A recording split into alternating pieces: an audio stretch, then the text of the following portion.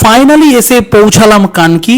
NH থেকে just you turn নিয়ে এই সার্ভিস রোড নিয়ে একটুখানি এগোলেই কানকি ধামের মেন গেট তোমরা দেখতে পাবে। এই যে ঢুকে গেলাম, আমি মন্দির চত্বরে প্রবেশ করে গেলাম।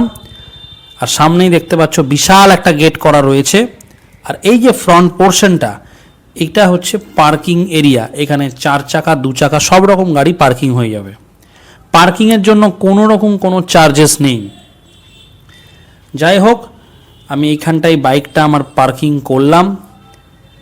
দারুণ লাগছিল প্রবেশ করা মাত্র। একটা সুন্দর গেট, সুন্দর মন্দির প্রাঙ্গণ দেখতে পেয়ে খুব ভাল লাগলো। আর পার্কিং করে এবার আমি মন্দির প্রাঙ্গণের দিকে হাঁটা শুরু করলাম। বিশাল গেট দেখতে পাচ্ছ, বিশাল বিশাল গেট, বিশাল এরিয়া। ভেতরটা চলো তোমাদের দেখাবো, অসাধারণ লাগবে তোমাদের সবার।